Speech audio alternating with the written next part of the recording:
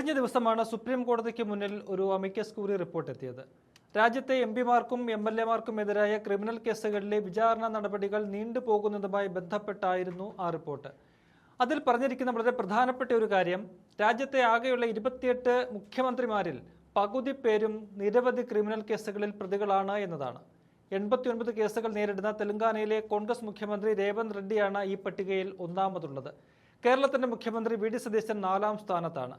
എംപിമാർക്കും എംഎൽഎമാർക്കുമെതിരായ criminal കേസുകളിലെ വിചാരണ വർഷങ്ങളായി നീളുന്നതിൽ റിപ്പോർട്ട് നൽകാൻ പ്രമുഖ അഭിഭാഷകനായ വിജയ് ഹൻസാരികയെയാണ് സുപ്രീം കോടതി അമിക്കസ് ക്യൂറിയായി നിയമിച്ചിരുന്നത്. കഴിഞ്ഞ ദിവസം ഇത് പരിഗണിച്ചപ്പോഴാണ് രാജ്യത്തെ പകുതിയോളം മുഖ്യമന്ത്രിമാരും ഗുരുതരമായ ക്രിമിനൽ കേസുകൾ നേരിടുന്ന കാര്യം അമിക്കസ് ക്യൂറി കോടതിയുടെ ശ്രദ്ധയിൽപ്പെടുത്തിയത്. 29 കേസുകളുള്ള ബംഗാൾ മുഖ്യമന്ത്രി സുവേന്ദു അധികാരി 2ാം സ്ഥാനത്താണ് പട്ടികയിൽ. 19 വീതം കേസുകളുള്ള DK ശിവകുമാർ, ചന്ദ്രബാബു നായിഡു എന്നിവരാണ് 3ാമത്. വി ഡി സതീശനെതിരെ 18 ക്രിമിനൽ കേസുകൾ ഉണ്ടെന്നാണ് റിപ്പോർട്ടിൽ പറയുന്നത്. കേരളത്തിന്റെ മുഖ്യമന്ത്രിക്കെതിരായ കേസുകളുടെ സ്വഭാവം നമുക്ക് അറിയാവുന്നതാണ്. രാഷ്ട്രീയ നേതാവ് എന്ന നിലയിൽ നടത്തുന്ന സമരങ്ങളുടെയും പ്രകടനങ്ങളുടെയും റോഡ് ഉപരോധങ്ങളുടെയും എല്ലാം പേരിൽ എടുത്തിട്ടുള്ള കേസുകളാണെല്ലാം. അഴിമതി എന്ന പേരിൽ അദ്ദേഹത്തിനെതിരെ ഉണ്ടായിരുന്നത് പുനർജനി പദ്ധതിയുമായി ബന്ധപ്പെട്ടാണ്. എന്നാൽ അതിൽ അടുത്തിടെ മുഖ്യമന്ത്രിക്ക് വിജിലൻസ് തന്നെ ക്ലീൻ ചിറ്റ് നൽകി കഴിഞ്ഞു. പക്ഷേ അത് വിവാദമായ സ്ഥിതിക്ക് ഇനിയും നിയമപോരാട്ടങ്ങൾ തുടരാനുള്ള സാധ്യത ഉണ്ട് എന്നത് തള്ളിക്കളയാനുമാകില്ല.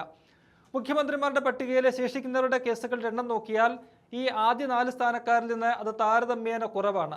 ജാർഖണ്ഡ് മുഖ്യമന്ത്രി ഹേമന്ത് സോറനെതിരെ 5ഉം മഹാരാഷ്ട്ര മുഖ്യമന്ത്രി ഫട്നാവിസ്, മറ്റൊരു കോൺഗ്രസ് മുഖ്യമന്ത്രിയായ സുഖ്വീന്ദർ സിംഗ് സുഖു എന്നിവർക്കെതിരെ 4 വീതം കേസുകളുമാണ് നിലവിലുള്ളത്.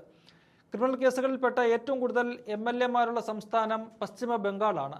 ഇവിടെ ആകെയുള്ള 292-ൽ 170 അംഗങ്ങൾ, അതായത് 58% പേരും ക്രിമിനൽ കേസുള്ളവരാണ്. ഇക്കാര്യത്തിൽ 57%വുമായി 2ാമതാണ് കേരളം.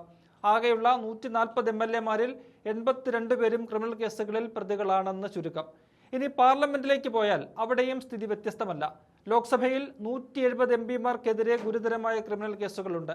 ആകെയുള്ള 540 അംഗങ്ങളുടെ 31% വരുമിത്. ഇതിലും മുന്നിൽ തെലങ്കാനയാണ്. 17 MP-മാരിൽ 11 പേരും വിവിധ കേസുകളിൽ പ്രതിയായി വിചാരണ കാത്തിരിക്കുകയാണ്. കേരളത്തിൽ ആകെയുള്ള 20-ൽ 11 MP-മാർക്കുമെതിരെ ഗുരുതര കേസുകളുണ്ട്. ബീഹാറിലെ 40-ൽ 19-ഉം ഉത്തർപ്രദേശിലെ 80-ൽ 34-ഉം ലോക്സഭാ അംഗങ്ങൾ ക്രിമിനൽ കേസുകളിൽ പ്രതികളാണ്. രാജ്യസഭയിലെ കണക്കെടുത്താൽ അവിടെ 33% അംഗങ്ങൾക്കെതിരെയാണ് ക്രിമിനൽ കേസുകളുള്ളത്. അതായത് നിലവിലുള്ള 233 അംഗങ്ങളിൽ 75 പേർ. അതിൽ തന്നെ 40 പേർക്കെതിരായ കേസുകൾ അതീവ ഗൗരവമുള്ളവയാണെന്നാണ് റിപ്പോർട്ടിൽ പറയുന്നത്. അതായത് കുറ്റക്കാരെന്ന് കണ്ടെത്തിയാൽ 5 അതിലധികമോ വർഷം തടവ് ശിക്ഷ ലഭിക്കാവുന്ന കുറ്റങ്ങൾ ചുമത്തിയുള്ള കേസുകളാണ് രാജ്യസഭയിലെ ഈ 40 പേർക്കെതിരെ ചുമത്തിയിരിക്കുന്നത്. ഈ വർഷം ജൂലൈ വരെയുള്ള കണക്കനുസരിച്ച് രാജ്യത്തെ സിറ്റിംഗ് MP-മാർക്കും MLA-മാർക്കുമെതിരെ ആകെ വിചാരണ തുടങ്ങാതെ 4192 ക്രിമിനൽ കേസുകളാണ് പെൻഡിങ്ങിലുള്ളതെന്ന് റിപ്പോർട്ടിൽ പറയുന്നു. ഇതിൽ തന്നെ 1171 കേസുകളും ഉത്തർപ്രദേശിലെ MP-മാർക്കും MLA-മാർക്കും എതിരെയുള്ളതാണ്. അഭിഭാഷകയായ സ്നേഹ കലിത മുഖേനയാണ് ഇന്നലെ അമിക്കസ് ക്യൂറി റിപ്പോർട്ട് സുപ്രീം കോടതിയിൽ സമർപ്പിച്ചത്.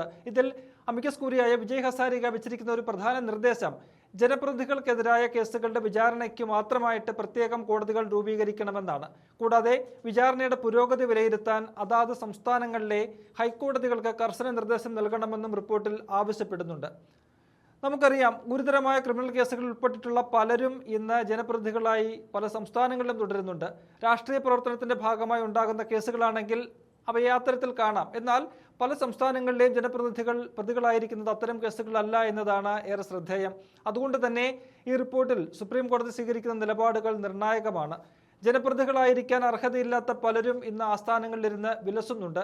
അതിന് തടയിടേണ്ടത് അനിവാര്യമാണെന്നതിൽ തർക്കമില്ല. നിലവിലെ ജനപ്രാതിനിധ്യ നിയമം അനുസരിച്ച് 2 വർഷത്തിലധികം തടവ് ശിക്ഷ ലഭിക്കുന്ന കേസുകളിൽ കുറ്റക്കാരെന്ന് കോടതി വിധിച്ചാൽ അതോടെ ആ ജനപ്രതിനിധിയുടെ സ്ഥാനം നഷ്ടമാകും. അടുത്തിടെ അത്തരത്തിൽ രാജ്യം തന്നെ ഞെട്ടിയ ഒരു സംഭവമായിരുന്നു ലോക്സഭാ പ്രതിപക്ഷ നേതാവ് കൂടിയായ രാഹുൽ ഗാന്ധിക്കെതിരായ ശിക്ഷ. പിന്നീട് അദ്ദേഹത്തെ ലോക്സഭയിൽ നിന്ന് അയോഗ്യനാക്കി.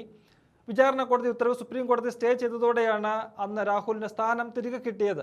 അപ്പോൾ വർഷങ്ങളായി പ്രതികളാക്കപ്പെട്ടിരിക്കുന്ന കേസുകളിൽ ജനപ്രതിനിധികളുടെ വിചാരണ സമയബന്ധിതമായി പൂർത്തിയാക്കേണ്ടതുണ്ട്. കുറ്റക്കാരാണെങ്കിൽ ശിക്ഷിക്കപ്പെടണം, അല്ല നിരപരാധികളാണെങ്കിൽ അതും തെളിയിക്കപ്പെടണം. രണ്ടും ജനാധിപത്യത്തിന്റെ ശാക്തീകരണത്തിന് അനിവാര്യമാണ്.